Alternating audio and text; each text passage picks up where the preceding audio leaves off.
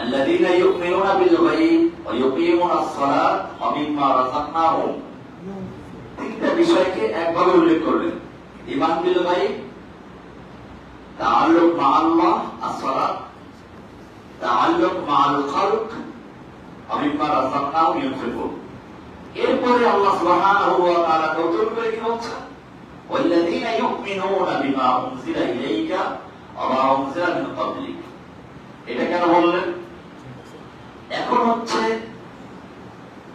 আপনি আল্লাহর সঙ্গে সম্পর্ক স্থাপন করবেন, সালাত কায়েম করবেন, মাখলুকের খিদমত করবেন, সম্পর্ক স্থাপন করবেন, নিজের মন গড়া ইচ্ছে মতো নাকি আল্লাহর নির্দেশ মতো?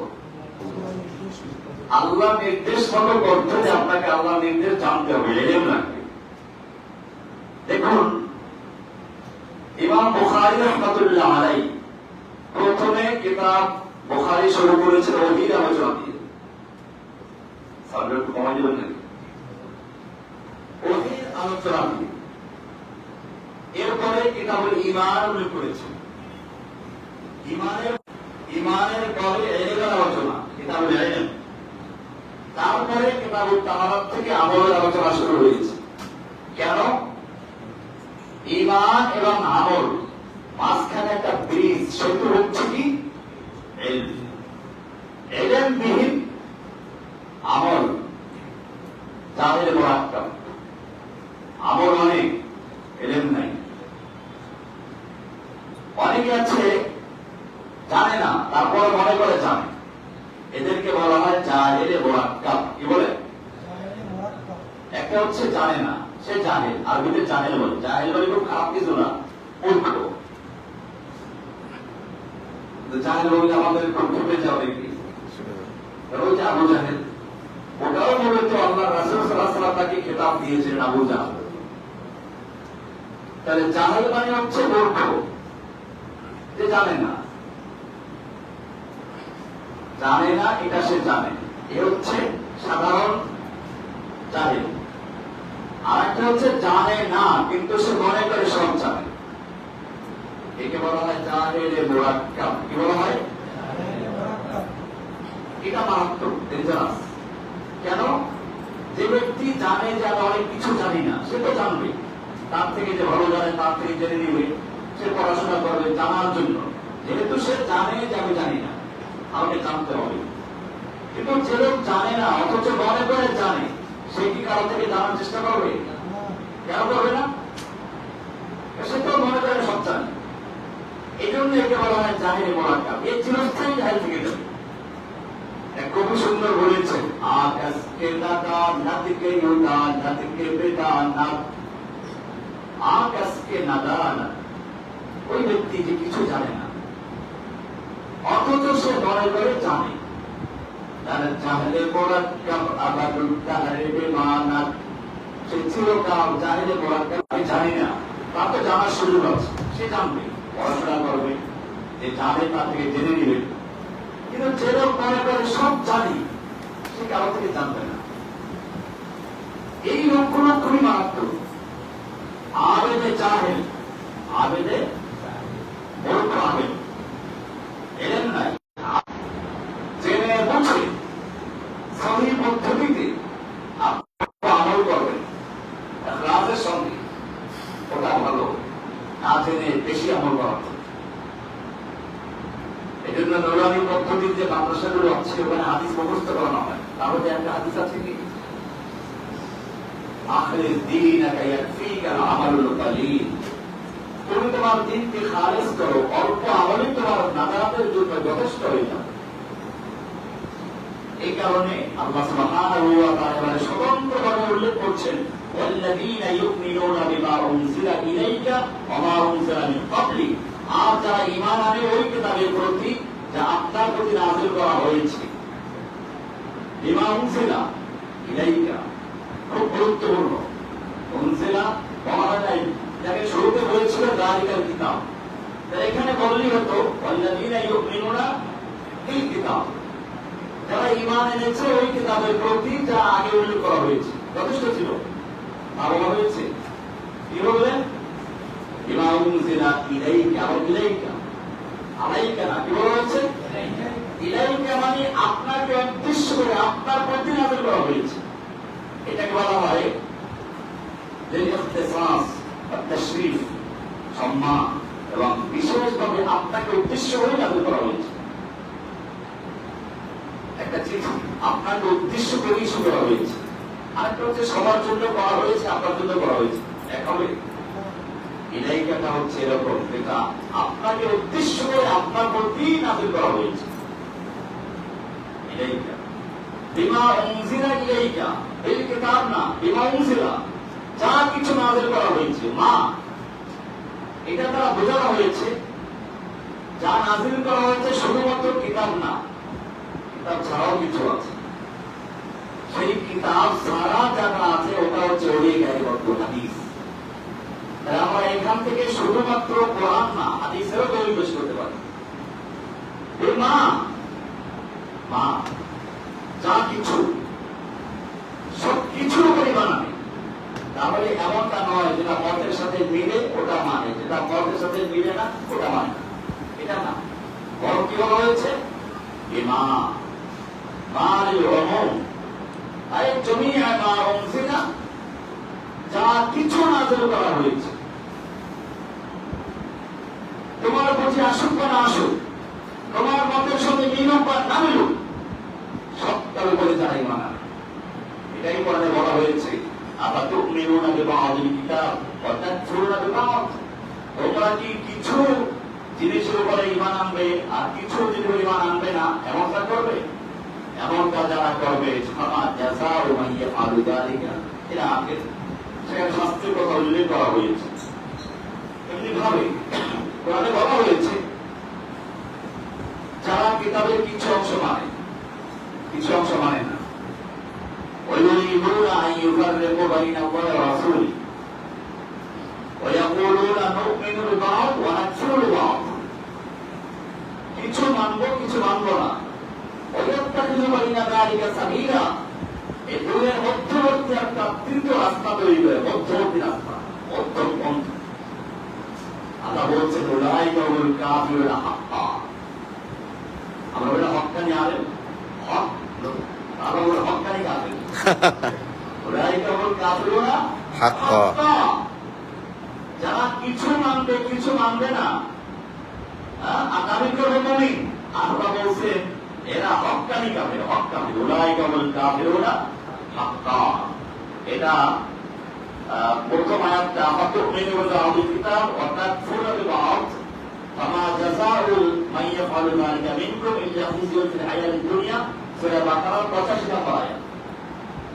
তারা কিছু মানে কিছু মানে না, মতের সাথে যেটা মিলে ওটা মানে, যেটা মিলে না ওটা মানে না।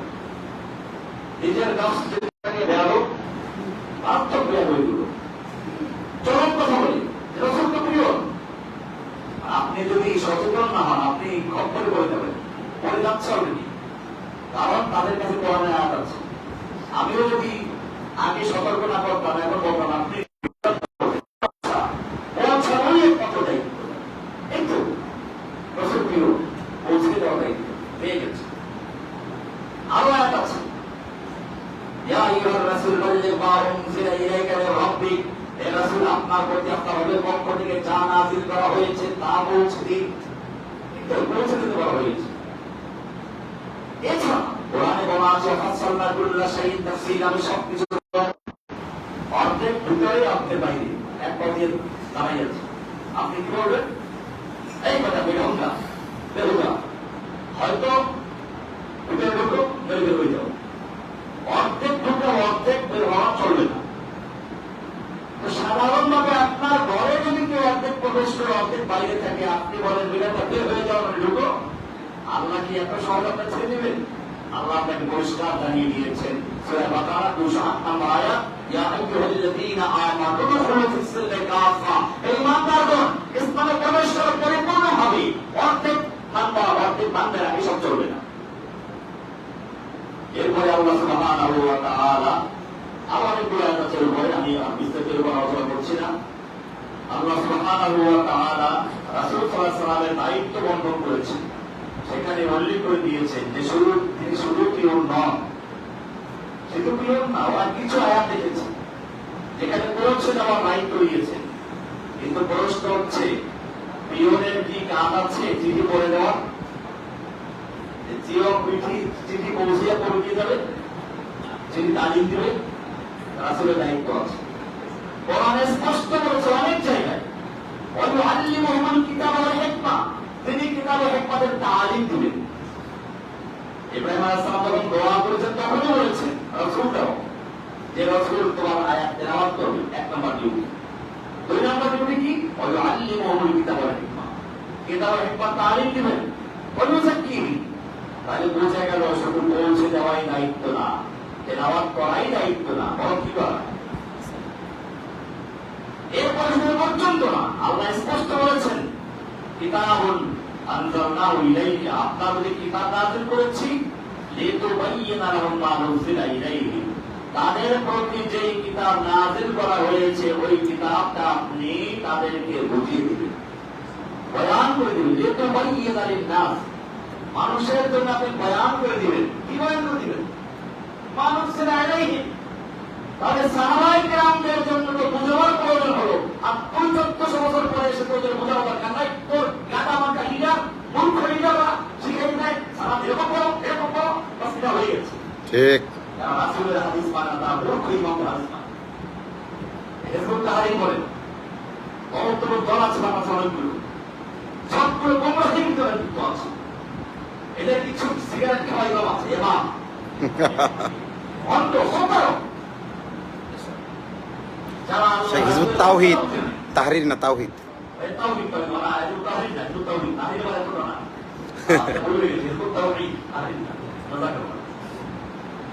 এমনি ভাবে কিছু আছে আল্লাহ তো আমার পরে বিরক্ত বলল। আমরা হাদিস পানি রাসূল হাদিস থেকে পেয়েছি, বাসত্ব বলেছেন, শিখিয়েছেন, সেটা চলে আসছে। ওই যে বিরক্ত বলিষ্ঠকে কে বলবো?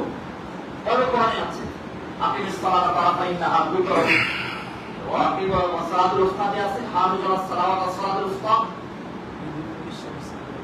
হাফিজু আলাস সালাওয়াত বহুবচন, সালাওয়াত বহুবচন, তার মানে দুই দিকে বহুবচন, তারপরে ওয়া সালাতুল উস্তাদ মাঝখানে একটা, তাহলে দুই পাশে গল্পকে একাধিক থাকতে হবে। ঠিক, এই জন্য আলিমরা বিস্তারিত আলোচনা করছি না।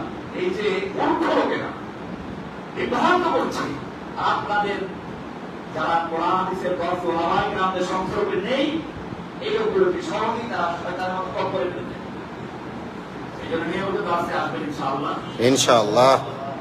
আমি আলোচনা করছিলাম প্রিয় আল্লাহ তাআলা কোরআনে বলেছেন কুল, আপনি বলে দিন ইন কুনতুম তুহিব্বুনাল্লাহ, যদি তোমরা আল্লাহকে ভালোবাসো ফাত্তাবিউনি, আমার ইত্তিবা করো, অনুসরণ করো। প্রিয়দের কি ইত্তিবা করতে বলে যে আমি চাপে চলে আপনি চলো? কিসের প্রিয় তৈরি পাই? রাসূলকে প্রিয় মানা ইমানের সবচেয়ে খতরনাক, সবচেয়ে ভয়ঙ্কর, সবচেয়ে বিধ্বংসী একটা চক্রান্ত। হাদিস যদি অস্বীকার করা যায় তাহলে ইসলামের অনেক কিছু অস্বীকার করা, ইসলামের বাউন্ডারি থেকে বের হয়ে যাওয়া সহজ হয়ে যাবে। এবং আমি বলে থাকি যে নাস্তিক হওয়ার প্রথম ধাপ হচ্ছে হাদিস অস্বীকার করা। একজন নাস্তিক হওয়ার প্রথম ধাপ কি? সেজন্য আল্লাহ তাআলা প্রথম বলেছেন ওয়াল্লাযীনা ইউমিনুনা বিমা, সবকিছু, কিছু মানবে কিছু মানবে না। এরপরে উনজিলা, আপনার উপরে যা নাযিল করা হয়েছে, কিতাব বলা হয় নাই, আর রাসূলের উপরে শুধু কোরআন নাযিল করা হয়েছে তা না, এছাড়া আরো কিছু নাযিল করা হয়েছে। যা নাযিল করা হয়েছে সেগুলো কি? কোরআনে অনেক আয়াত আছে, সেগুলো যাচ্ছে না, যদি এই বিষয়টা নিয়ে না। কোরআনে ইঙ্গিত আছে বহু জায়গায়। আল্লাহ তাআলা বলেছেন আপনাকে এই জিনিসটা বলেছি, কোরআনের উল্লেখ নাই, সেগুলো আছে কোথায়? হাদিসে আছে। কোরআনে স্পষ্ট বলেছে মা ইয়ানতিকু আনিল হাওয়া, তিনি মন গড়া কিছু বলেন না, ইন হুয়া ইল্লা ওয়াহয়ুন ইউহা, তাই তিনি যে শরীয়তের বিধানগুলো ব্যাখ্যা দিয়েছেন সেগুলো কোরআন বলছে মা আতাকুর রাসূল ফাখুযুহু ওয়া মা নাহাকুম আনহু ফান্তাহু। এখানে ইউমিনুনা বিমা উনজিলা, বিমা উনজিলা, যা কিছু নাযিল করা হয়েছে, সাওয়াউন কানা মিনাল ওয়াহিয়িল মাতলু আও গায়রিল মাতলু, চাই সেটা ওহী মাতলু হোক, ওহী গায়রে মাতলু হোক, সবটার পরিমাণ। এরপরে বলেছেন ইলাইকা, সুবহানাল্লাহ, ইলাইকা আপনাকে উদ্দেশ্য করে আলাইকা না, অর্থাৎ এটা ইস্যুই করা হয়েছে আপনার নামে, সুবহানাল্লাহ। আপনাকে উদ্দেশ্য করে নাজিল করা হয়েছে, এটার পরিমাণ আনতে হবে। এরপরে আপনার পূর্বে যত কিতাব নাজিল করা হয়েছে আপনার পূর্বে, এখানে বিষয়টা হচ্ছে আপনার পূর্বের পরে বলা দরকার ছিল অবাধিক, আপনার পরে, আপনার আগে আপনার পরে যা নাজিল করা হয়েছে হবে সবগুলো জানতে। তাকে বলেছেন না, কি বলেছেন? আপনার প্রতি এবং আপনার আগের নবীদের প্রতি যা নাযিল হয়েছে সেগুলোর প্রতি ঈমান এনেছে, তার মানে পরে আর কিছু নাই। সুবহানাল্লাহ। সুতরাং বোঝা গেল আল্লাহ রাব্বুল আলামিন যেদিন নবুয়তের তালিকা করেছেন, রিসালাতের তালিকা তৈরি করেছেন, নবী রাসূলদেরকে নিয়ে সম্মেলন করেছেন, কোরআন স্পষ্ট বলেছে ওই আখাযাল্লাহু মিসাকান নবিয়্যিন, আল্লাহ তাআলা সমস্ত নবীদেরকে একাত্র করে একটা অঙ্গীকার নিয়েছে, লামা আতাইতুকুম মিন কিতাবিন ওয়া হিকমা, আমি তোমাদের কিতাব দিব, হিকমা দিব, কিন্তু শর্ত আছে সুম্মা জাআকুম রাসূলুন মুসাদ্দিকুল লিমা মাআকুম, এরপরে তোমাদের কাছে একজন রাসূল আসবেন, যে রাসূল তোমাদের প্রতি যে কিতাব নাযিল করা হয়েছিল তার স্বীকৃতি দিবেন, সত্যায়ন করবেন। এই রাসূল যখন আসবেন লাতুমিনুন্না বিহি ওয়া তানসুরুন্নাহু, সেই রাসূলের প্রতি তোমাদের ঈমান আনতে হবে, তাকে সাহায্য করতে হবে, তার ঈমান না সাহায্য করতে হবে। এটা যদি মানো নবুয়ত দেওয়া হবে, রিসালাত দেওয়া হবে, বা এতটুকু বলেই থাকতো না। আল্লাহ বলতেন আআকরারতুম ওয়ালা আআকরারতুম, স্বীকার করছো কি, মেনে নিচ্ছ কি, কার করছো কি? আলু আকরারনা, সব নবী রাসূলগণ বলেন কি আকরারনা, আমরা মেনে নিচ্ছি। আল্লাহ এবারে বলছেন ক্বালা ফাশহাদু ওয়া আনা মাআকুম মিনাশ শাহিদিন, তোমরা সাক্ষী দেবে, আমিও তোমাদের সাথে সাক্ষী হয়ে রইলাম। বোঝা গেল ওই মজলিসে আল্লাহ সুবহানাহু ওয়া তাআলা নবীদেরকে একাত্র করে অঙ্গীকার নিয়েছিলেন। সেই মজলিসে যে নবী রাসূলরা ছিলেন, সেই নবী রাসূলদের তালিকার মধ্যে রাসূলের পরে আর কোনো রাসূল নাই। ঠিক, সেটাই বলা হয়েছে অমুসলামের কবলিক, অমুসলামের কবলিক। সুতরাং এরপরে যারা আমরা দেখতে পাচ্ছি রাসূলের আগে যারা রাসূল এসেছিলেন তাদের মধ্যে গোলাম আহমদ কাদিয়ানীর নাম নাই, আসওয়াদ আনাসি নাই, ওসাইরা আব্দুল কাসসাম নাই। বুঝে গেল আল্লাহ সুবহানাহু ওয়া তাআলা যে তালিকা পেশ করেছিলেন, যে কিতাবের কথা উল্লেখ করেছেন আমার মুসলিমের পাবলিকা, সেই কিতাবে যাদের নাম নেই, বরং তার পরে যারা দাবি করেছে তাদের নাম আল্লাহর তালিকায় না থাকলেও শয়তানের তালিকায় আছে। ঠিক, কাফির লেগে আছে। তাদের প্রতি নাযিলকৃত কিতাব আল্লাহর পক্ষ থেকে উনজিলা না, বরং ইউহা মিনাশ শাইতান। ঠিক। কোরআন পরিষ্কার বলেছে ওয়াল্লাযীনা ওয়া ইন্না শায়াতিনা লা ইউহুনা ইলা, শয়তান তার ওলিদের কাছে ওহী করে। শয়তান কি করে? আর আমরা বলে দিব যে গোলাম আহমদ কাদিয়ানীর কাছে ওহী এসেছে। এখন বর্তমানে আবার এক ইমাম মাহমুদ বের হয়েছে, তার কাছে ওহী এসেছে। উত্তরবঙ্গের ন্যাংরা বের হয়েছে। আমাদের অনেক যুবক ছেলেদেরকে গোমরাহ করতে পেরেছি। আচ্ছা কাজা মিথ্যা বন্ধ হতাও পুলিশ যখন ধোয়া দিছে তখন বলে স্যার আমি যা হতামি করেছি, মিথ্যা বলেছি, কারণ আমি একটা মানুষ, আমাকে নয় করতে পারি না, এটা করে খাইতেছি, স্পষ্ট বলেছে সে। এরপরে আমাদের অনেক ভাইরা বিভ্রান্ত হয়ে গেছে, কাজা তো হিন্দারি নাম পেয়ে গেছে। আমি সকল ভাইদেরকে বলবো যারা জোর বলে ডাক দিল আর মহল্লার দুষ্ট ছেলেরা সব বড় হয়ে গেল, হ্যামিলনের বাসীওয়ালা পক্ষে বড় ইমান হারা হয়ে গেল। অনেক নাচ্চাল নাচ্চাবাদ আল্লাহ রাসূল সাবধান করেছেন, স্পষ্ট আল্লাহ জানিয়ে দিয়েছেন আমা উনজিলা মিন ক্বাবলিকা, যা নাযিল করা হয়েছে আপনার পূর্বে।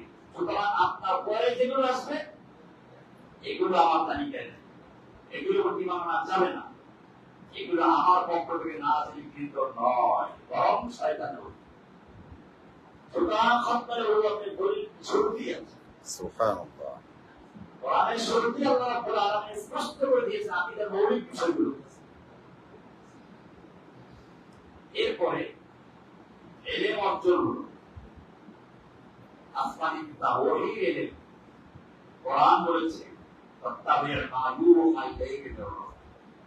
আপনার রবের পক্ষ এগুলো যদি কোরআন সুন্নাহর ইলমের আলোকে কেউ দেখে আমরা অস্বীকার করব, কিন্তু শরীয়তে কোনো দলিল নেই। এখন ইলহাম হবে, কোরআনে আছে ফাআলহামাহা ফুজুরাহা ওয়া তাকওয়াহা। ইলহামকে আমরা অস্বীকার করি না, কিন্তু সেই ইলহাম হলো হুজ্জাত নয়। বরং যদি ইলহাম কোরআন সুন্নাহর সাথে সাংঘর্ষিক হয় অথবা নতুন কোন শরীয়ত নাযিল করে, তাহলে বুঝতে হবে এটা ইলহাম না, ওটা শয়তানের ওহী। ঠিক। মানদণ্ড কোরআন সুন্নাহ।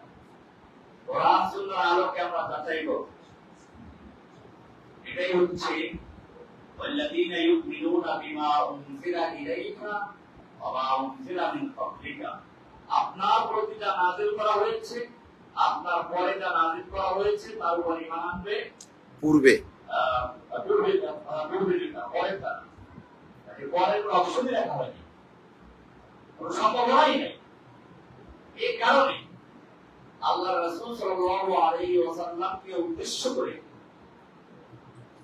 মুসাইলামা আল-কাযযাব পত্র লিখেছিল। মিন মুসাইলামা রাসূলিল্লাহি ইলা মুহাম্মাদির রাসূলিল্লাহ। নাউযুবিল্লাহ। আল্লাহর রাসূল মুসাইলামার পক্ষ থেকে আল্লাহর রাসূল মুহাম্মাদের সালাম আলাইহি সালাম দিল আমাদের রাসূল সাল্লাল্লাহু আলাইহি ওয়াসাল্লাম। এরপরে দেখলো ফাইন্নী কাল মুশরিকতু ফিল আমর। আমাকে আপনার সঙ্গে নবুয়তের ব্যাপারে শরীক করা হয়েছে। ফাতিসুল আরদি লি ওয়া রিজকুল লাকা। অর্ধ জাহানের নবী আমি, অর্ধেক জাহানের নবী আপনি। কিন্তু কুরাইশরা আপনার প্রতি বড় জুলুম করেছে, ভালো হয়। অর্ধেক জাহানের নবী আমি, অর্ধেক জাহানের নবী আপনি, এভাবে শরীক করা হয়েছে আমাকে। আল্লাহ রাসূল সাল্লাল্লাহু আলাইহি ওয়াসাল্লাম তার কাছে প্রমাণ চেয়েছেন, ভালো করে বুঝুন। সুতরাং যদি কোনো ব্যক্তি প্রমাণ চায়, তুমি যে লোকটা প্রমাণ পেলে তাই বড় সমস্যা। ঠিক কারণ সে মনে করে যে নবী আসা সম্ভব, তাই সে প্রমাণ চাই। ঠিক। আমাদের নবী তো প্রমাণ চান নাই। নবীর কাছে যখন মুসাইলামাতুল কাযযাবের চিঠি আসলো, সঙ্গে সঙ্গে যে উত্তর লিখতে মিন মুহাম্মাদির রাসূলিল্লাহ ইলা মুসাইলামাতুল কাযযাব। আল্লাহর রাসূল মুহাম্মদের পক্ষ থেকে মুসাইলামা আল-কাযযাব, মিথ্যাবাদী মুসাইলামা করল। ফাইনাল আল্লাহ কুল্লু হাই কমেন্ট করুন আল্লাহ ইউতি মাইয়াশা। সুতরাং তুমি আমার সাথে তোমার শরীর নিতে ইসলাম গ্রহণ করো, ভালো থাকো, পরিকল্পনা করো, সাইজ করো।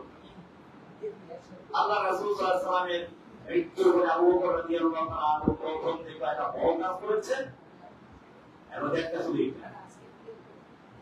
এই মুসাইলামাতুল কাযযাব ইয়ামামার একটা বড় অংশ মুসলিমদেরকে উম্মাহ বানিয়ে ফেলেছে। একদিকে যাকাত অস্বীকারীদের দল, আর একদিকে কিছু লোক প্রত্যাব হয়ে গেছে, আর একদিকে রণসংগ্রাম আক্রমণ করার জন্য প্রস্তুতি দিচ্ছে, আর একদিকে মিথ্যার উপর দাবিদার বেড়ে গেছে। ওমরের মতো লৌহ মানব আবু বকরকে বলছে কাইফা তুকাতিলুন নাস। وقد قال رسول الله صلى الله عليه وسلم من يقاتل الناس حتى يقول لا اله الا الله। আপনি কি করে এই লোকদের সাথে লড়াই করবেন যারা যাকাত দিতে অস্বীকার করেছে? কারণ আল্লাহ রাসূল বলেছেন আমাকে যুদ্ধ করতে বলা হয়েছে ওই সকল লোকদের বিরুদ্ধে যারা লা ইলাহা ইল্লাল্লাহ সাক্ষ্য দেয়। কিয়া আবু বকর কি বলেছিলেন? দেখুন, একটা ছিদ্র দিয়ে পানি বের হচ্ছে, ওটা এখনই বন্ধ করো, যদি পরে বড় হয়ে যায়। এজন্য বলা হয়ে থাকে আজকের জুমায় অনেক লম্বা লেকচার শুরু করে আর ফিতনাতু ইযা আকবারাত তাশাব্বাহাত। ফিতনা যখন শুরু হয় তখন অস্পষ্ট থাকে। ওয়া ইযা আকবারাত তাবায়্যানাত। যখন ফিতনা চলে যায় তখন একেবারে স্পষ্ট হয়ে যায়। আর বলা হয়েছে ইযা আকবারাতিল ফিতনা, ফিতনা যখন আসে আলিমাতুল উলামা, ওলামারা তা জানতে পারেন নির্মাণ, আলেমরা নির্মাণ। ওইটা আকবরা আর ভোট করাতে হয় কখন? ওইটা আকবরা আলিমাতুল জোহার, ভোট করাতে কাজ করে যাওয়ার পর, সর্বনাশ হয়ে যাওয়ার পর ওলামায়ে কেরাম সাবধান করেছে, আপনারা জ্বলন্ত সত্য।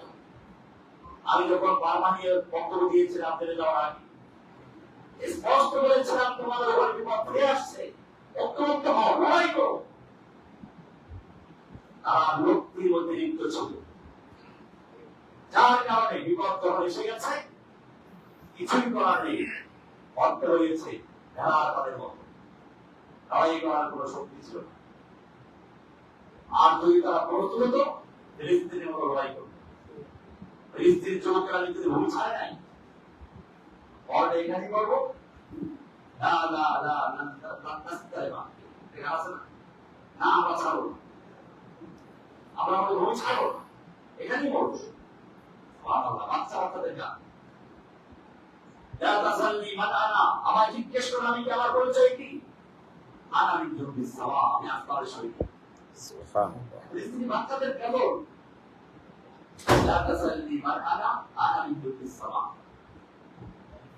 যার ফলে তারা টিকে আছে, লড়াই হচ্ছে।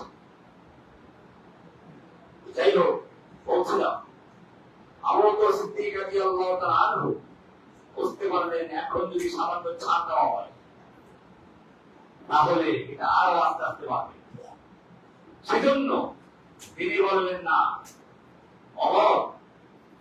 ইসলামের পূর্বে জাহিলি যুগে সিংহর মতো গর্জে উঠতে, এখন সিগার হয়ে গেছে। জেনে রাখো, অন্যায় যেই ব্যক্তি আল্লাহ রসুলের যুগে একটা উটের সঙ্গে তার রশিকা দিত বা বকরির বাচ্চা বা যাকাত দিত, আজকে যদি তার অস্বীকার করে আমি তার বিরুদ্ধে যুদ্ধ ঘোষণা করব। এরপরে ওসামার বিরুদ্ধে খালিদ বিরোধীদের বাহিনী পাঠাইলেন, যুদ্ধ হলো। 70 জনের চেয়ে বেশি হাফেজে কোরআন শহীদ হয়ে গেছে, তারপরেও ইসলাম নাই। আমরা কি করি? আমরা যদি এটা করি তাহলে মাদ্রাসা কি হবে, এতগুলো মুসলমান নষ্ট হয়ে যাবে, যুবক মারা যাবে। আমরা মুসলিমদেরকে বাঁচানোর জন্য ইসলামের ছাড় দিই। কি বললাম? আবু বকর কি করেছেন? ইসলামকে বাঁচানোর জন্য মুসলিমদেরকে কোরবানি করেছেন। আর তিনি ঘোষণা করেন, আয়ামুদ্দিন ওয়া আনা হাই, দিনের সামান্য ক্ষতি হবে, আমি জীবন থাকবো, আমার জীবন বাঁচাতে গিয়ে দিনকে ছাড় দিব, তা হবে না। দিনকে অটল রাখবো, নিজের জীবন ইনশাআল্লাহ। তাদের মধ্যে আমাদের মধ্যে পার্থক্য। আমরা বিভিন্ন অজুহাত দিয়ে দিনের ব্যাপারে ছাড় দেই, নিজেদের প্রতিষ্ঠান, নিজেদের ব্যবসা বাণিজ্য, নিজেদের যান মাল রক্ষার জন্য, স্ত্রী সন্তান রক্ষার জন্য ইসলামকে ছাড় দিই।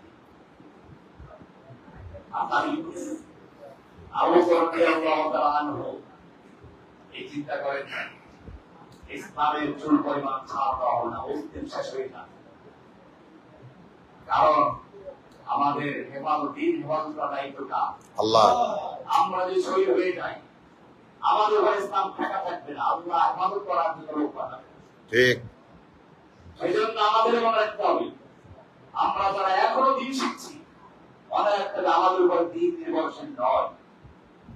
কাজে দিনকে হেফাজত করার অজুহাত দিয়ে আমরা দিনের ভিতরে ছাড় দিব, অবব্যাখ্যা করবো, তাবিল করবো, অন্যকে বিভ্রান্ত করবো, এটা মোটেই করা যাবে।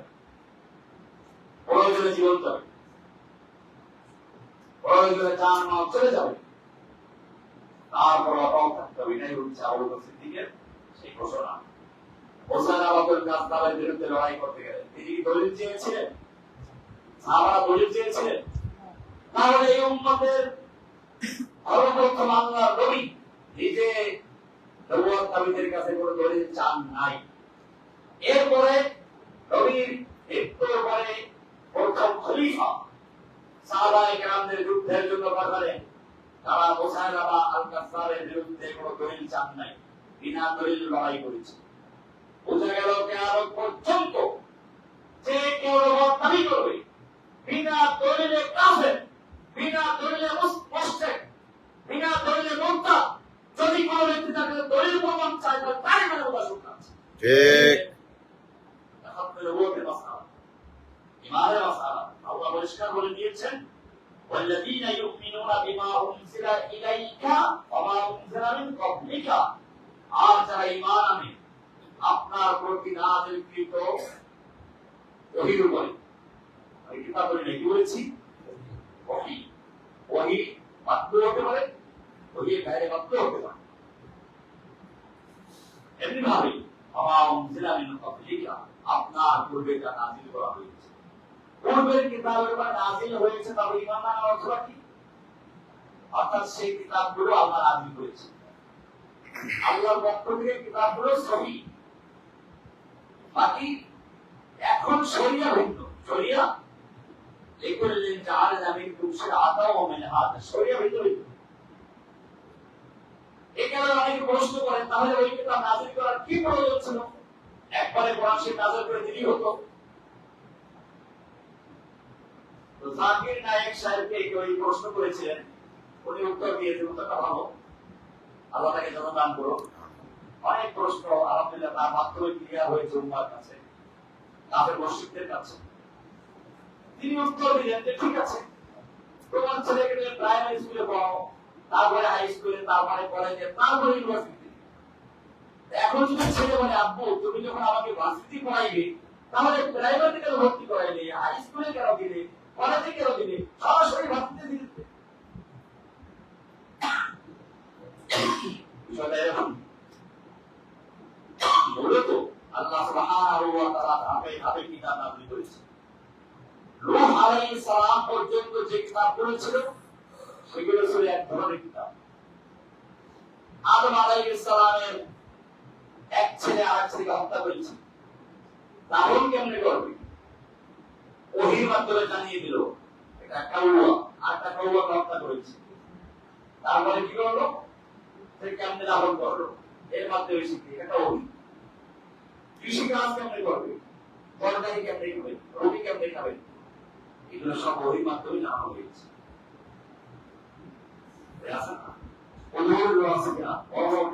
তৈরি করেছে, ওহী ছিল। আল্লাহ তাআলা আরো স্পষ্ট করে দিয়েছেন, আলান্না লাহুল হাদীদ, তাওরাতের জন্য লোহাকে নরম করে দিয়েছিলেন। কেন? কি করে লোহা দিয়ে? লোহা দিয়ে লোহার বর্ণ তৈরি করে। এরপরে নূহ আলাইহিস সালাম থেকে ওহীর ধারা, তাওহীদের ধারা চলছে। এই কারণে আল্লাহ সুবহানাহু ওয়া তাআলা ধাপে ধাপে ওহী নাযিল করেছেন। একজন নবী ডাক্তার তাকে অপারেশন রেখেছে, প্রথমে এক প্রকার ওষুধ দিয়েছে, পরের দিন ডাক্তার আসলো, ওই বৃষ্টা ছিঁড়ে ফেলল, আর একটা নতুন প্রেসক্রিপশন দিল, পরের দিন আরেকটা, ঔষধ পরিবর্তন হচ্ছে। এবারে যেদিন ছুটি দিবে সেদিন বলল এই ঔষধগুলো লিখে দিলাম, চলো 1 মাস। আপনি যদি বলেন তাহলে পুরো ছুটি ঔষধ লিখে দিলে তো চলতো, আগেরগুলো দেওয়ার কি প্রয়োজন ছিল? না, আগেরগুলো দেওয়া হয়েছে অবস্থার পরিবর্তনের কারণে। এখন ঠিক তেমনি ভাবে আসমানি কিতাব একের পর এক নাযিল হতে রয়েছে। এরপরে যখন চূড়ান্ত পর্যায়ে এসে গেছে, এখন বলা আছে যে ওমা উনজিলা মিন ক্বাবলিক, শেষ। এরপরে আর কোনো কিতাব নেই। ওয়াল্লাযীনা ইউমিনুনা বিমা উনজিলা ইলাইকা ওমা উনজিলা মিন ক্বাবলিকা, আপনার প্রতি যে কিতাব নাযিল করা হয়েছে, আপনার পূর্বে যা নাযিল করা হচ্ছে তার উপর ঈমান এনেছে, এরপরে আর কিছু নেই, এটাই শেষ। এখন স্থায়ী এটা, এরপরে আর কোনো নবী নেই, এরপরে ওহী নেই, রিসালাত নেই, ওয়ালা নবিয়্য বা'দা, ওয়ালা রিসালাতা বা'দা রিসালাতি, ওয়ালা শরীআতা বা'দা শরীআতি, ওয়ালা দীনা বা'দা দীনি। আল্লাহ নবীর পরে কোনো নবী নেই, রাসূলের পরে কোনো রাসূল নেই, শরীআতের পরে কোনো শরীয়ত নেই, দ্বীনের পরে কোনো দ্বীন নেই। আল-ইয়াওমা আকমালতু লাকুম দীনাকুম ওয়া আতমামতু আলাইকুম নি'মাতি ওয়া রাদিতু লাকুম ইসলাম দীনান। দিন পূর্ণ হয়ে গেছে। আমি প্রায় বলি আয়াত ক্লিয়ার করে দেয়, আমি এই বিল্ডিংটা এখন পূর্ণ হয়ে গেছে, চুমকাম হয়ে গেছে। এখন যদি আপনি একটা স্বর্ণের ইট নিয়ে আসেন, যে এক জায়গায় একটু লাগান, আমি বলবো না লাগাবার জায়গা খাই কেন? আপনি বলেন আপনি কি জানেন আপনার এই পুরো বিল্ডিং এর যে মূল্য, একটা হিরোগির ইটের মূল্য তার কয়েক গুণ বেশি। লাগান। এখন যদি আমি লাগাতে চাই তাহলে আমাকে কি করতে হবে? ভাঙতে হবে, একই পরিমাণ ভাঙতে হবে, এছাড়া লাগানো সম্ভব না। আল্লাহ সুবহানাহু ওয়া তাআলা আল-ইয়াওমা আকমালতু বলে জানিয়ে দিলেন ইসলামের ইমারত সেই আদম আলাইহিস সালাম থেকে ধীরে ধীরে নির্মিত হয়েছে। এরপরে একটা ইট বাকি ছিল, আল্লাহ রাসূল সাল্লাল্লাহু আলাইহি ওয়াসাল্লাম সেই সর্বশেষ ইট, তার মাধ্যমে ইসলামের ইমারত বিল্ডিং পূর্ণ হয়ে গেছে। এরপরে আর কোন জায়গা অবশিষ্ট নেই। এরপরে যদি কোনো ব্যক্তি নতুন কিছু ঢোকাতে চায়, বেদাতে হাসানা বলে খবরটা, তাকে আল্লাহর নবীর মাধ্যমে যে ইসলামের বিল্ডিং পূর্ণ হতে বাধ্য হবে। এই কারণে ইমাম মালিক রাহমাতুল্লাহ আলাইহি একটা কথা খুবই গুরুত্বপূর্ণ, তিনি বলেছেন, আর এতে সাফ কিতাবে আছে, কিতাবে কেন? لأن الله عز وجل يقول اليوم أكملت لكم دينكم, কেন আল্লাহ তাআলা বলছেন আজকে আমি তোমাদের জন্য তোমাদের দিন পূর্ণ করে দিলাম। আর বেদাতি বলছে পূর্ণ হয় নাই, কিছু ঢোকাইতে হইবে। তাহলে প্রশ্ন হবে তার কাছে কি? আল্লাহ বলছে পূর্ণ করে দিয়েছি, তুমি বলো পূর্ণ পাই নাই, তাহলে মাঝখানে খেয়াল করেছে কি? সরকার বলছে 50 মণ গম বরাদ্দ দিয়েছি, এলাকার লোক পায় নাই, চেয়ারম্যানকে দিয়েছি, তাহলে কামটা করেছে কি? আপনি তো আল্লাহ রাসূলকে চেয়ারম্যানের মতো বানিয়ে ফেললেন। এই জন্য কঠিনভাবে বলেছেন, যারা বেদাতে হাসানা তৈরি করে, বেদাত তৈরি করে নাম দেয় বেদাতে হাসানা, সেজন্য দাবি করো যে মুহাম্মদ সাল্লাল্লাহু আলাইহি ওয়াসাল্লাম রিসালাতের দায়িত্ব পালন নির্ধারণ করেছেন। কেন? আল্লাহ বলেছেন ইয়া আল্লাহ নাফসানা ইয়াকুল আলিয়া ওয়া আকমালতু দীনাকুম, আল্লাহ বলেছেন তোমাদের দিনকে কামাল করেছি, পরিপূর্ণ করেছি, ইসলামের ইবাদতকে পূর্ণ করে দিয়েছি। এইজন্য ফামাদা লামিয়া দুনিয়া ওয়া ইদিনা ফালাইসা লিয়াওয়া দীনা, আল্লাহ যেদিন তার নবীর মাধ্যমে দিনকে পূর্ণ করেছেন, সেই দিন যা কিছু ইসলামের বিল্ডিং এ ঢুকতে পেরেছে সেগুলো ইসলাম, যা ঢুকতে পারে না কেমন পর্যন্ত তা ঢুকতে পারবে না, ইসলামের কিছু না। এই জন্য ইমান পরিষ্কার রাখতে হবে। আল্লাহ রাসূল বলেছেন কুল্লু বিদআতিন দালাল। আয়েশা রাদিয়াল্লাহু আনহা থেকে সহিহ হাদিস, মান আহদাসা ফি আমরিনা হাযা মা লাইসা মিনহু ফাহুয়া রাদ, যে ব্যক্তি আমাদের এই দিনের মধ্যে এমন কিছু ঢুকাবে যা ইসলামে নাই, সেটা প্রত্যাখ্যান করবে। এখন বেদাতিরা বলে কি, এই যে আপনারা মোবাইল ব্যবহার করেন রাসূলের যুগে ছিল না, এই যে প্লেনে হজ করতে যান রাসূলের যুগে প্লেন ছিল না, ট্রাক্টর দিয়ে আকাশ করে রাসূলের যুগে ছিল না, এটা কাকে বলে তাই জানেন। তো তাহলে এই যদি বেদাত হয়, তাহলে তুই আর তোর বাপ রাসূলের যুগে ছিল না, তোর ভালো না তোকে সৃষ্টি না, এটা আমাদের তো ছিল না, তুমিও ছিলে না, তোমার বাবাও ছিল না। বেদাত কাকে বলে? ইহদাস ফিদ্দীন, ইবাদতের উদ্দেশ্যে, ফরজের উদ্দেশ্যে নতুন করে ইবাদত তৈরি করা, অথবা কোন ইবাদত রাসূলের দিকে ছিল কিন্তু নির্দিষ্ট কোনো কাইফিয়ত ছিল না, নির্দিষ্ট কোনো কাইফিয়ত তৈরি করে দাও, এগুলোর নাম বেদাত। ফরজের উদ্দেশ্যে ইবাদত আকারে যা করা, আর ইবাদত আকারে যেগুলো নয়, বরং যাবতীয় উপকরণ, কৃষি কাজের জন্য, যানবাহনের জন্য, যোগাযোগের জন্য যা কিছু তৈরি হচ্ছে, এগুলো কি ইবাদত? আমরা কি বলি যে এখানে 100 গুণ বেশি, এখানে তার 100 গুণ বেশি। কেউ কি বলেছে মোবাইলে প্রত্যেকটা কথার সাথে 10 ডিগ্রি বলা যাবে? এগুলো হচ্ছে ঘন্টা, মানুষকে জেনে বুঝে প্রমাণিক বুঝা দিতে পারে, ওই যে জাহেলে বলাটা। এই জন্য মনে রাখবে, ইহদাস ফিদ্দীন, দ্বীনের ভিতরে কি বললাম? ইবাদত আকারে, ফরজের উদ্দেশ্যে নতুন কিছু তৈরি করার নাম কি? বেদাত। আর যেগুলো রাসূলের যুগে ছিল, কোরআন রাসূলের যুগে ছিল, রাসূলের যুগে লেখা হয়েছে, কিতাবে নবী রাসূলের যুগেই ছিল। আল্লাহ রাসূল সাল্লাল্লাহু আলাইহি ওয়াসাল্লাম দেখে বলতেন, ওয়াহিয়াদের কথা এখানে দেখো, আমার আজ দেখতে ওসমান দেখতে, কত সাহাবী দেখতে, আর একাত্ম করেছেন পরে। এখন বলে কোরআন তো রাসূলের যুগে লেখা হয় না, একটু ডিটেইলস জানিস না। কোরআন রাসূলের যুগে লেখা হয়েছে, এই কারণে মনে রাখতে হবে এই চাটুকার বেদাতিরা চাটুকার, আর বেদাতিদের আমলের মধ্যে কিছু গুরুত্ব অবস্থা এটা তারা অনুভব করে। শয়তান এই কাজটাই করেছে।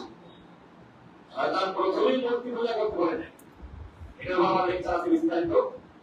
নূহ আলাইহিস সালামের কওমের কাছে প্রথম শয়তান আসে, এসে বলে দেখো অনেক আলেম বুজুর্গ মারা গেছে, এটা শুভ লক্ষণ নয়, তোমাদের জন্য বিপদ। এই আলেমগুলো মারা গেছেন, তোমরা ওদের নসিহত শোনো নাই, আল্লাহ রাগ করে গজব দিয়ে তার নবীদেরকে নিয়ে গেছেন, ওলিদেরকে নিয়ে গেছেন, আরেকদেরকে নিয়ে গেছেন, তোমরা করো, ফিরে আসো। কি বলতেছে শয়তান? কিসের ওয়াজ করতেছে? আল্লাহকে কবর করার জন্য, আলেমদের কথা মানার জন্য, আল্লাহর হুকুম মেনে চলার জন্য। আর একটা কাজ করো, ওই যে আলেমরা মারা গেছেন, ওনারা যেখানে বসে দাস দিতেন, তালিম দিতেন, ওই জায়গায় ওনাদের মূর্তি বসাই দাও, আর ওনাদের বাণীগুলো ওইখানে দাঁড়াই একজনে পড়ো, আর মনে মনে এই কল্পনা করো যে ওনাদের মুখ থেকে বের হচ্ছে, তাহলে তাসির বেশি হবে। শয়তান কিন্তু খুব সূক্ষ্ম কাজটা করেছে।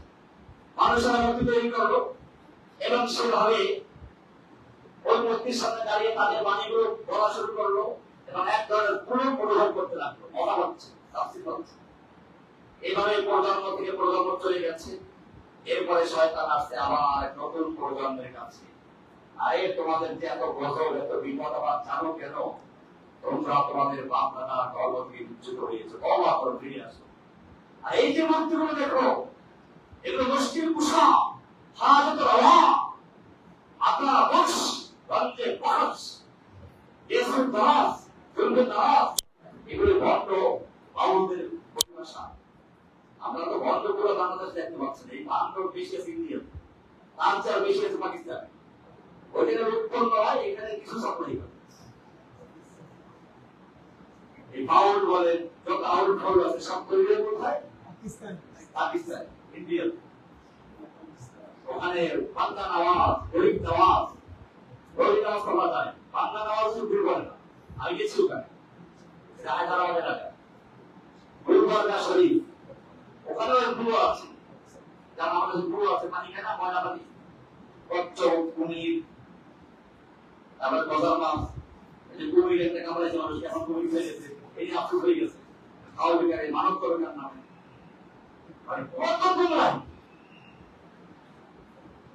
আমি আরবদের সামনে একটা বক্তব্য করছিলাম, তখন বলছিলাম যে তুমি বাংলাদেশকে দেখবে কোন জায়গায় বড় বড় গজার মাছ আছে, কোন জায়গায় কচ্ছপ আছে, কোন জায়গায় কুমির আছে, এগুলো নাকি আল্লাহ ওলিরা ওইসব সুযোগ ধারণ করে আছে, ওদেরকে খাওয়াইলে আপনারা খুশি হয়, ওই মাছগুলো বয়লা মানুষ খায় বরকতের জন্য।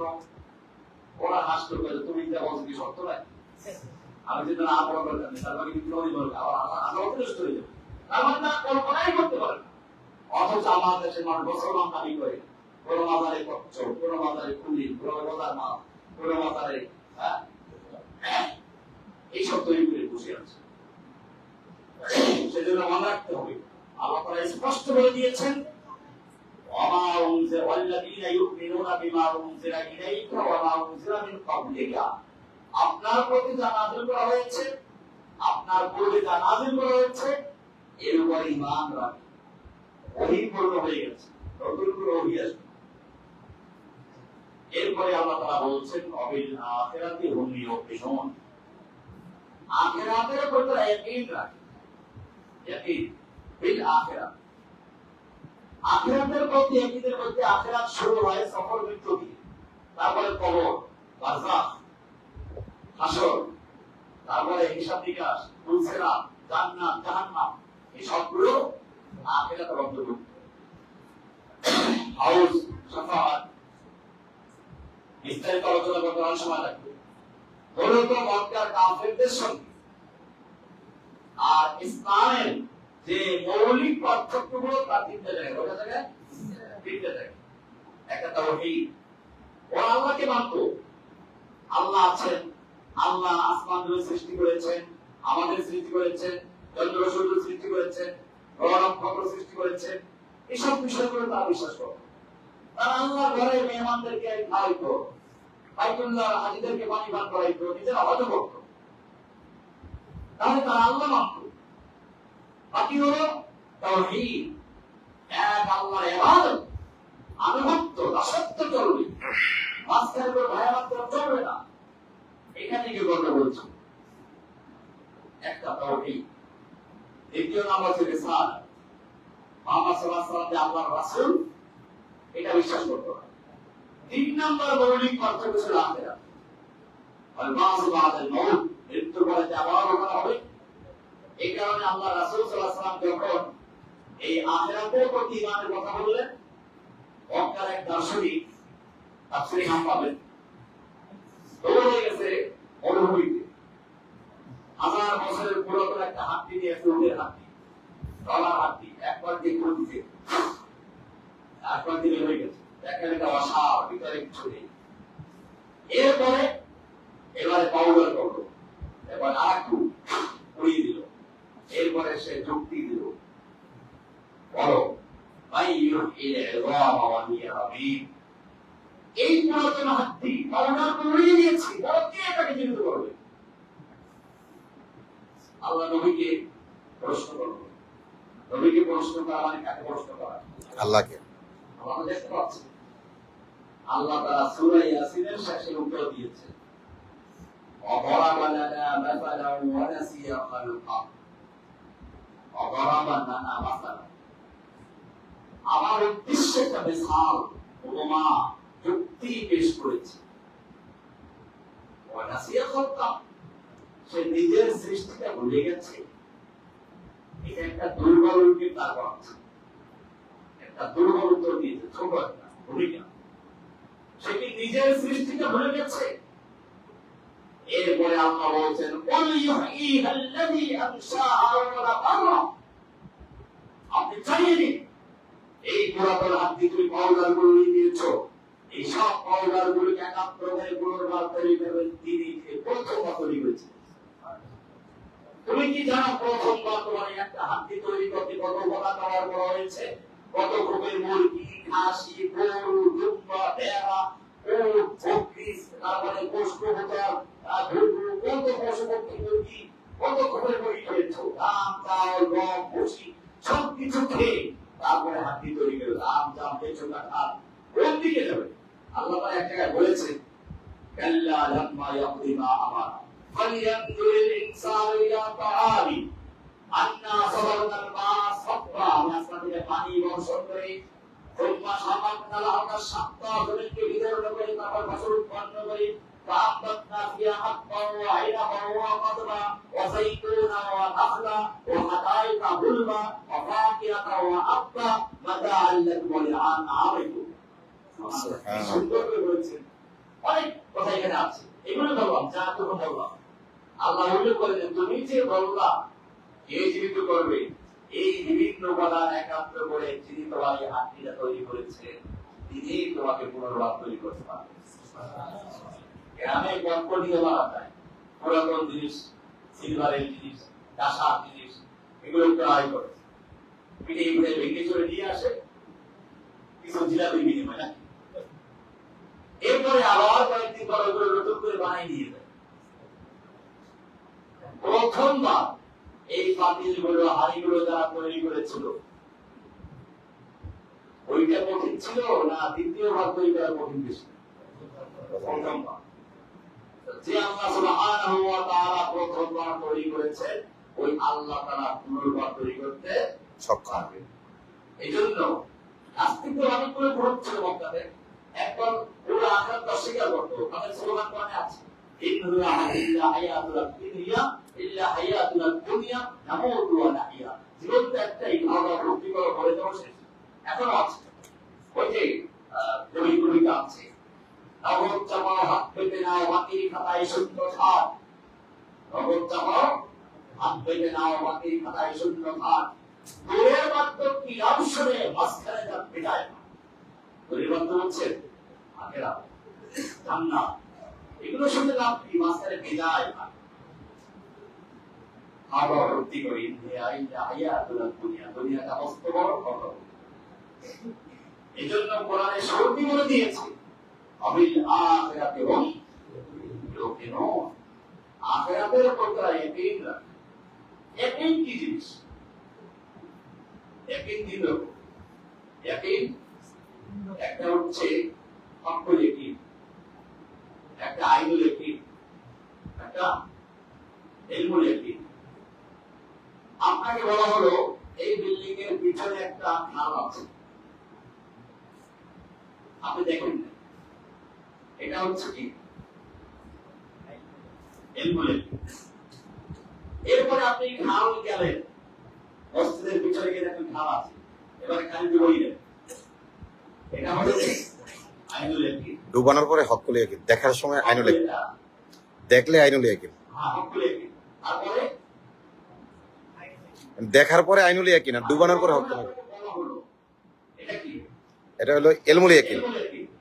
তারপরে আপনি দেখলেন, এটা কি? আইনুল ইয়াকিন। আইনুল ইয়াকিন। তারপরে ডুবাইলেন, আপনি ডুবাইলেন, পানি খাইলেন, তারপরে এটা হলো কি? হক্কুল ইয়াকিন। তো এটা আল্লাহ বলছেন তুম্মা লাতারাবুন্নাহা আইনাল ইয়াকিন। আলহাকুমুত তাকাসুর হাত্তা যুরতুমুল মাকাবির আল্লাহ সাওফা তাআলামুন সুম্মা কাল্লা সাওফা তাআলামুন কাল্লা লাউ তাআলামুনা ইলমুল ইয়াকিন। ইলমাল ইয়াকিন। তারপরে লাতারাউন্নাল জাহিম সুম্মা লাতারাবুন্নাহা আইনাল ইয়াকিন। হ্যাঁ, জি, তো এইভাবে আখিরাতকে আমরা দেখব, কিন্তু তখন তো আর আপনার ইমানের কাজ হবে না। হ্যাঁ? তখন আফসোস করবে, ওই আফসোস করার কাজ হবে। কোরআনে সে বিষয়ে অনেক আলোচনা আছে। সেজন্য মৌলিক যে বিষয়গুলো তার মধ্যে একটা জমিন আখিরাতে রোল। এখন আখিরাতের প্রতি বিশ্বাস শুরু হবে থেকে, যাত্রা শুরু হচ্ছে মৃত্যু দিয়ে। এটা আখিরাতের প্রথম। এটা হলো ওসমান রাদিয়াল্লাহু তাআলা আনহু যখন কবর দেখতেন, তখন তিনি রুমাল দিয়ে মাথা রেখে নিতেন, কারণ এটা বলতেন যে এটা হচ্ছে আখিরাতের প্রথম ঘাঁটি। এখানে যদি পার পাওয়া যায় তাহলে সামনে দিয়ে পার পাওয়ার আশা আছে। তাহলে আখিরাতের সনদ এখান থেকে শুরু। কবর হক, কবরে আযাব হক, সুতরাং কবর আযাবকে অস্বীকার করা যাবে না। কোরআনে স্পষ্ট আয়াত আছে বলে। এখন একদল তারা ওই হাদিসকে অস্বীকার করে, তাদের বক্তব্য হচ্ছে কবর আযাব মানা যাবে না। কেন মানা যাবে না? কারণ কবর আযাবের কথা কোরআনে নাই। অথচ আল্লাহ সুবহানাহু ওয়া তাআলা কোরআনে স্পষ্ট আয়াত নাযিল করেছেন,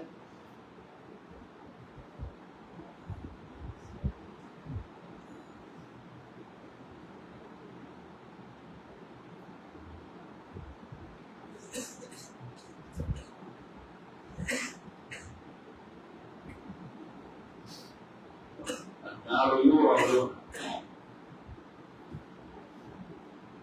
আয়াত আছে বলে যে আলে ফিরআউন সম্পর্কে আলোচনা বলছে النار يوعدون,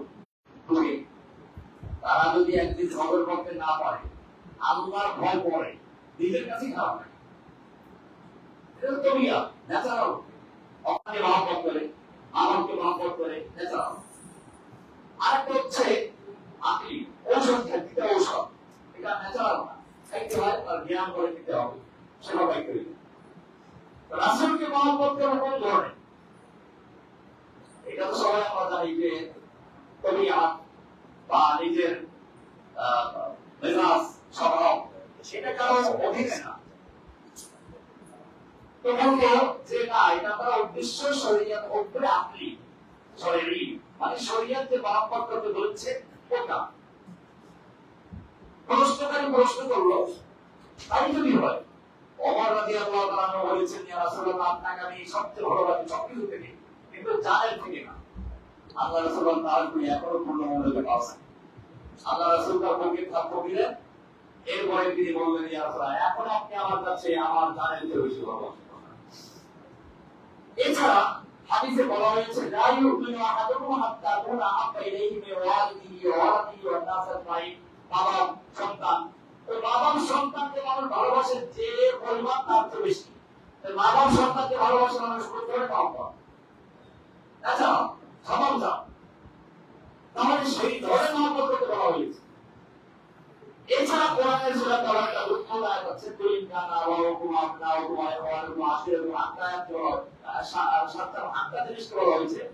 আটটা জিনিসের ভালোবাসা যদি তিনটা জিনিসের বেশি হয়, আল্লাহ আল্লাহ রাসূল আল্লাহর সাথে হাত করা, এর যদি বেশি হয় তারা পছন্দ হবে। কারণ এখানে আবাউকুম আবনাউকুম ওয়া ইখওয়ানুকুম ওয়া আযওয়াজুকুম ওয়া আশিরাতুকুম ওয়া আমওয়ালুন তারাফতুমুহা ওয়া তিজারাতুন তাখশাউনা কাসাদাহা ওয়া মাসাকিন তারদাউনাহা, বাড়ি ঘর, ভাই, আত্মীয়-স্বজন, মা বাপ, এই স্ত্রী সন্তান, বাড়ি ঘর, এই সবের থেকে যদি বেশি ভালোবাসো, আরে যে কয়টা উল্লেখ করেছে সবগুলো তো ন্যাচারাল,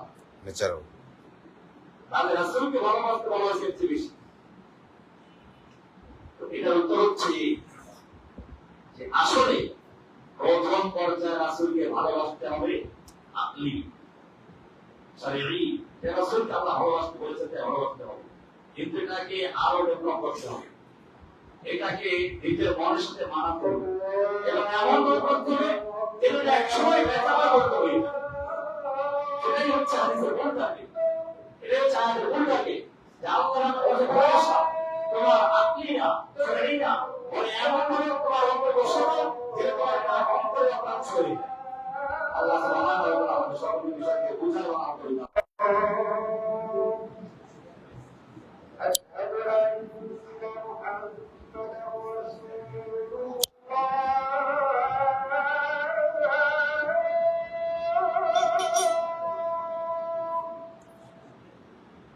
أشهد أن محمدا رسول الله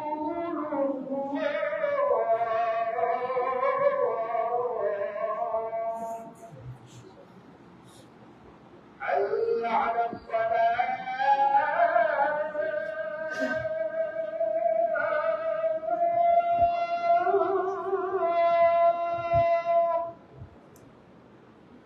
حي على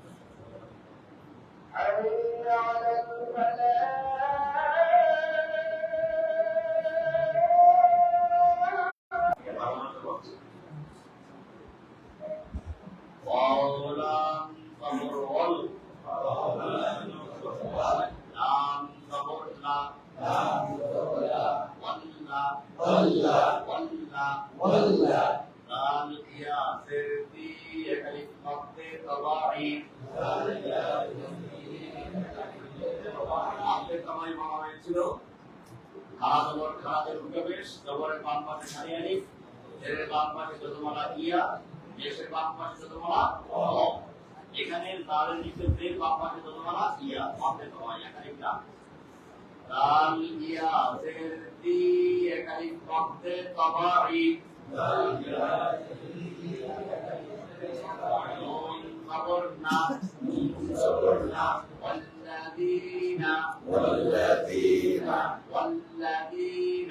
والذين দাল জিবা আগা তাতে রাখা يا حمزة بشيو يا حمزة بشيو من فرمي نون واو بشنو وكلمة مقد طباعي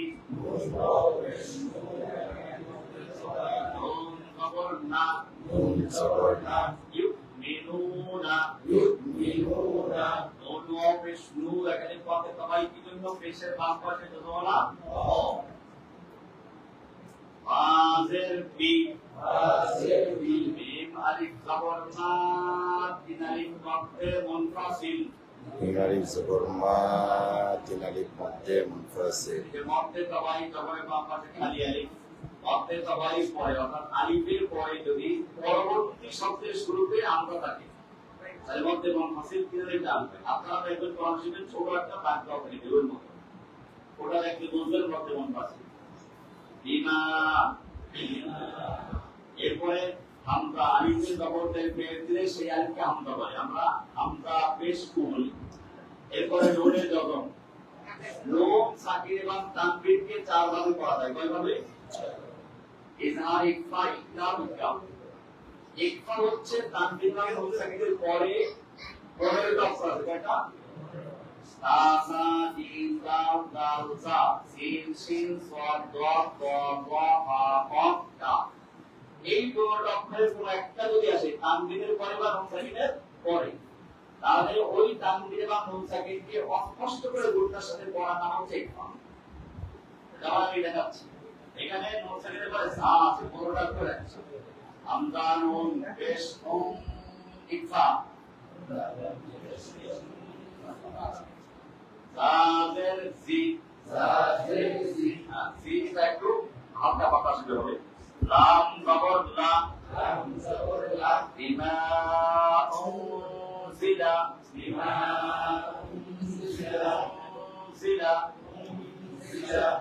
এই স্পষ্ট না উনজিলা আমজাজের ই লাম ইয়া জবর লাই হারফে লিন খবরের পরে যদি অ বা ইয়া সাকিন হয় তাকে হারফে লিন বলিবে হয় এরপর থামলে কান হয় ধরে কান নাই লাম ইয়া খবর লাই হারফে লিন কাফ খবর কা ইলাইকা والذين يؤمنون بما أنزل إليك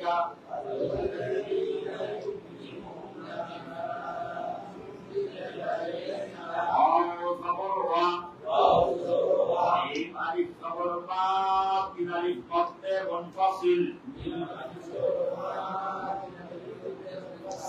حمزة نون بسم إخفاء